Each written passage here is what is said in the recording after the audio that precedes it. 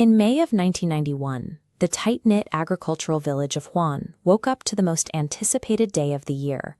It was the morning of their annual community festival, a rare moment for the farmers in this rural Chinese province to step away from the fields, trade goods, and celebrate together.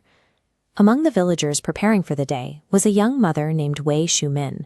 She had a simple morning itinerary.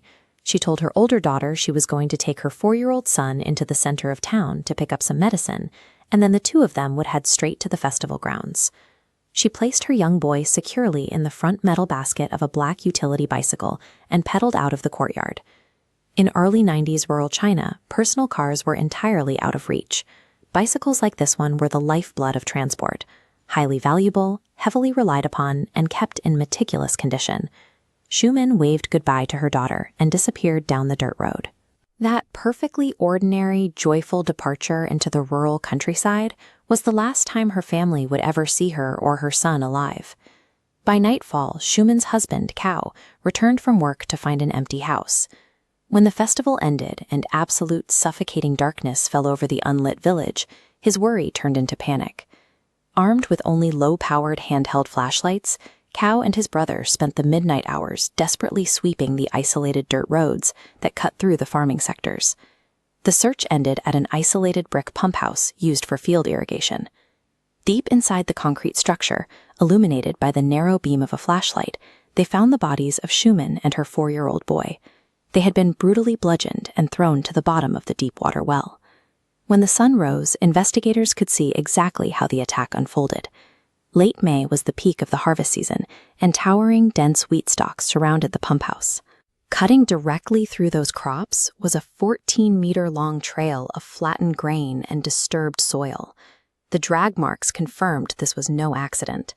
A predator had intercepted the mother and child on the open road, physically overpowered them, and dragged them deep into the agricultural isolation to commit a calculated execution. The local police were now hunting a deeply disturbed killer. Detectives began interviewing villagers who had walked that specific dirt road during the festival. But instead of clarifying the sequence of events, the eyewitness testimonies created a logical paradox that completely stalled the investigation. The timeline was mapped out through independent accounts.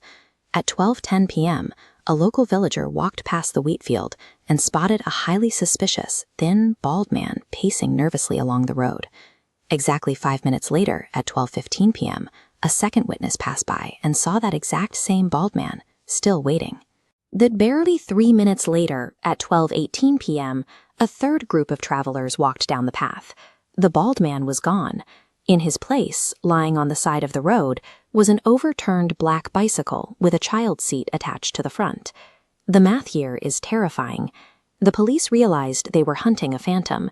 Somehow, a human being managed to intercept a mother and child, pull them off their bike, drag them 14 meters into high wheat, commit a double murder, hide the bodies in a well, and erase his presence from the road, all within a window of roughly 3 to 5 minutes. To bypass the impossible timeline, detectives pivoted entirely to physical tracking.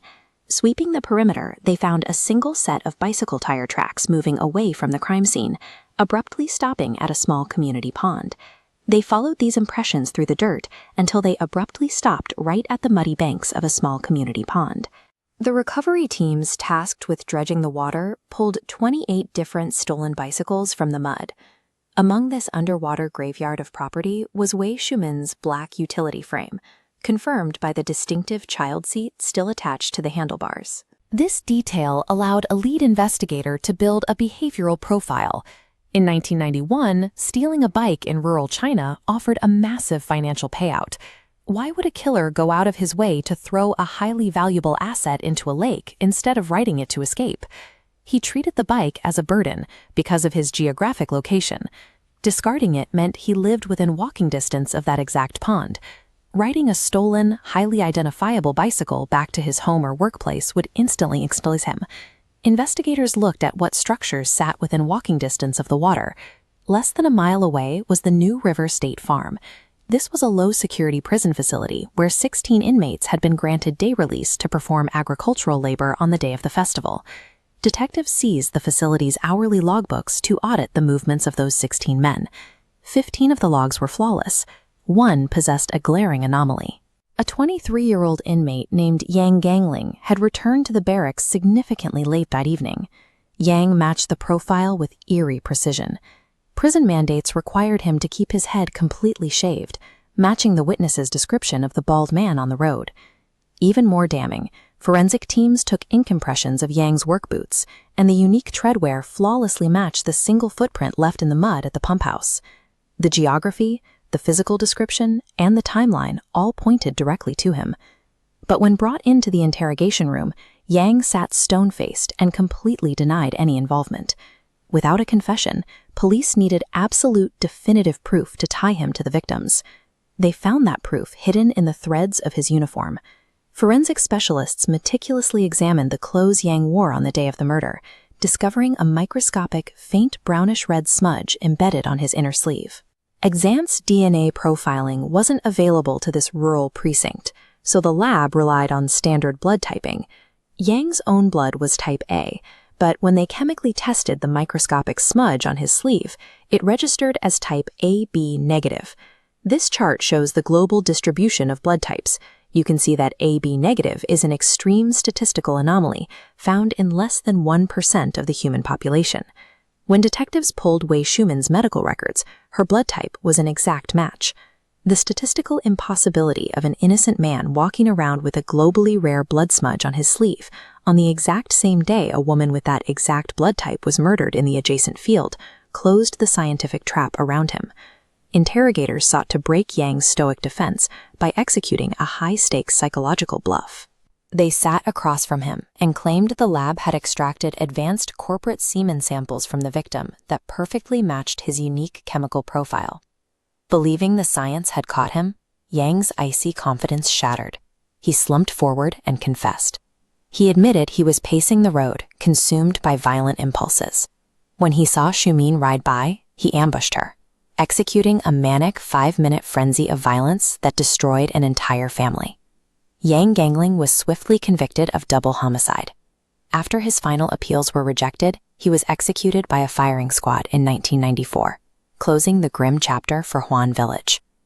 This investigation proves that no matter how brief the window of violence, and no matter how heavily the chaos of an environment obscures the truth, reality always leaves a footprint. By following those physical and biological anomalies, human deduction can solve even the most impossible timelines. It also stands as a dark reminder of how fragile our daily safety truly is. Thank you so much for watching. If you found value in this breakdown, please subscribe to the channel, hit the notification bell, and leave a comment below with your thoughts on how the investigators cornered him. Stay safe out there, and I'll see you in the next case.